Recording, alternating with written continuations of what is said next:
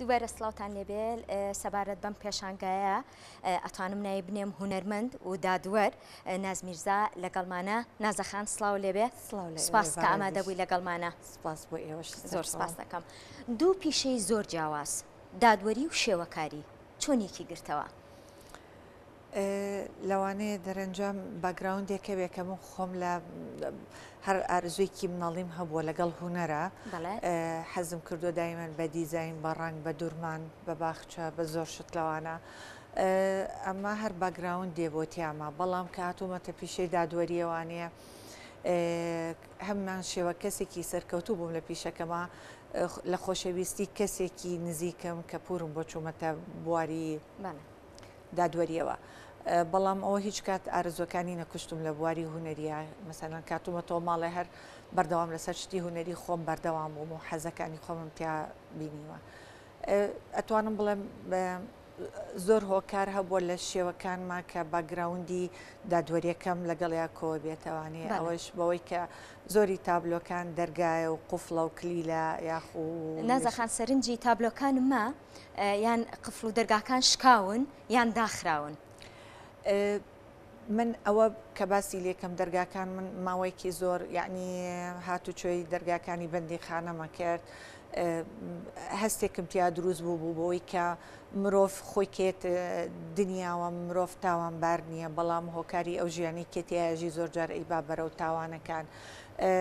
هەستێکی ناخۆش بوو کە گوێم لە دەنگی قوفڵ و کان ئەبوو ئەو سوورگیانە کە ئەکرانەوە دا ئەخرانەوە بەڵام من نەویست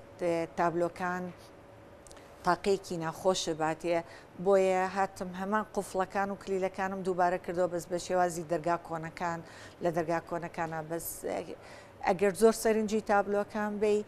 هەمووی داخراونیە زۆری دەرگاکان کە ئەبینی تۆ بە داخراوی بەڵام درز و شکاوی تایە لەولایەوە ڕنگ ئەبینی مانای وایە ژیان بەردەوامێتی هەیە و ئەمەل هەیە بەوەی کە زیاتر ئینسان حتاگەر لە پشتی دەرگایەکی داخراوەبی بە ژیانێکی جوانتر دوای ئەوە ببینی تەوانێ. ژن چی بوو لە تابلۆکاندایە؟ ژنت چۆن بەکارهێنا بوو لە تابلۆکانە؟ ژن هەر بەهۆی پیشەکەمەوانەیە کە زۆر جار ئەمبینی ژن خۆی ئەسووتێنێ ژن خۆی ئەکوژێ ژن لێ ئێرێت ژن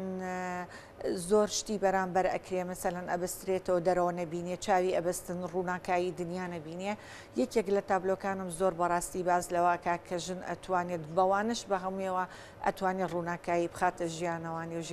ژیان بدۆزێتەوە لە وێنەکانمە زۆر جستەی ئافرەت ئەبینی بەس بە شێوازێکی تعبیری نەک بە شێوازێک کە سەرنجڕاکێش بێ بۆ شتێکی تر ئەمە باز لەوە کە ژن لەو دقەیەتە ژیانەوانی جەسەدی هۆکارە بۆ کوشتنی بۆ سووتانی بۆ فرۆشتنی بۆ هەموو شتەکانی ژیان. بەڵێ باسە کرد کە لە مناڵیەوە خەریکی کاری دیزاین و هەروەها شێوەکاریت بەڵام لەکەیەکەوە وێنەت کێشە. ئەفۆ شێوەکاریم قەت نەکردووە لە مناڵیە مەسەڵەن نەشرەکانی مەکتەب دایمەن ئەم کرد حەزم لێ بوو کەم کەم شتی بچووکم ئەکرد بەڵام بە وەکو شێوەکار و تابلۆ نەم کردووە کە دیزاین زۆرم کردووە کە دوورمان کردوومە بەڵام کە ڕسم نەم کردووە. لە ساڵی 2020 کە کۆڕۆناکە بوو خێزانەکەمان بچووک بوو بۆ کچەکانم شویان کردبوو تەنها من و باوکیان و کوڕەکەم لە ماڵەکە بووین هیچ شتێک نەبوو خۆمی پێوە مەژغوڵکەم ئەو کتێبانەی هەموو هەمووی خوێن بووەوە نەمەویستبی دووبارە بیخوێنمەوە کوڕەکەم دەستی شێوەکاری هەیە داوای بۆیەکانیم لێ کرد لەگەڵ فڵچەکانیە بزانم بیرم ماوە ئەو شتانی کە جاران ئەم کرد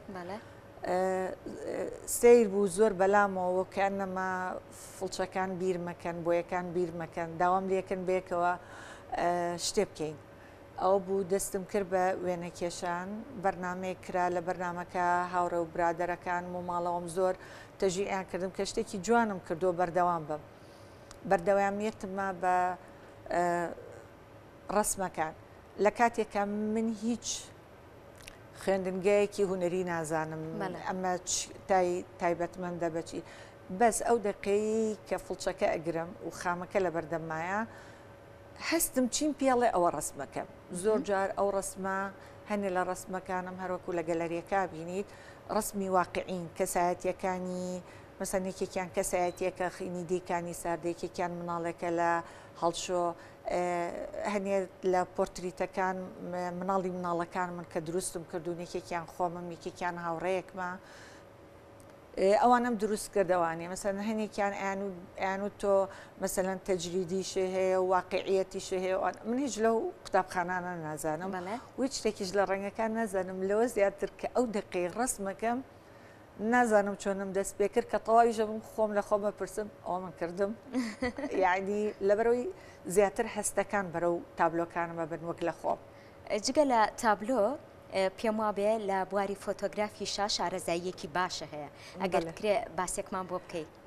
من پێشتر دوای ئەوەی لە ساڵی 2014 وازم لە دادگا و لە هەموو شتەکان هێنا بیرم کردەوە بیرم لە هەندێک ئازادی کردوانێت چکە بەڕاستی ئەوانەی لە دادگا ئەژین ناوەخنێکی زۆر ناخۆشیان هەیە بەو هەموو چیرۆکە ناخۆشانی کە لە ڕۆژانە ئەیبینی بیرم لە ئازادیە کردەوە ئازادیەکەم لە ڕێ ئەوە بینی کە من بگەڕێم بۆ کوردستان یەکەم جارم بوو لە دوای 2014 ببینم کوردستان ئەوەنە جوانە ئەڕۆم بە سەیارە خۆم نەک لەگەڵ گروپی شاخەوانیە بۆ شاخەکان شوێنی وا ڕۆم بڕواکە یعنی سەیرم لێە چۆن ئێمە ئەم شوێنەمان هەیە و کەس نەیبینیوە لەوە چین بۆ دروست بوو وێنە مەگرت وێنەکان و پیجێکم دانا پیجێکی پۆبلیکم دانا لە فەیسبوک بە ناوی کوردستان بیوتی ئاوەدان بێ کوردستان هەموو ئەو وێنە و ڤیددیوانەی تیادانم کە لە کوردستانە ئەیگرم و دای ئەنێم زۆر جار لێمە پرسنەوە شوێنە کوێیە زۆر داوای لێبوردنەکەم لێرەشەوە کە نامێ بڵێم بۆ ئەوی کە نەچن ژینگەکەی پیسکەن چکە خۆی لە ویا ژینگەکەی زۆر زۆر پاک و جوانە نامێ ژینگەکانی پیس بێ یەکەم جار بیرۆکەی ئەوەمە بوو کە پێشانگایکی فۆتۆگرافی بکەمەوانەیە بەس دوایی وا دیارە پێشانگای شێوە کارێکە زەڵ بوو بەسەریا و ئیشەڵە ئەوەشیان هەرەکەمەوانێ چووکە ڕسمی زۆر جوانم هەیە هینی شوێنی زۆر جوانی کوردستان کە مەفروزە خەڵک بیبینێت کە کوردستان ئەوەنە جوانە بەنیازی هەنگاوی داهاتوو چی بێ؟ بە نیازی هەنگاوی داهاتوو هەروەکو باسم کرد کوڕەکەم قوتابیەکی کۆلێژی طوبە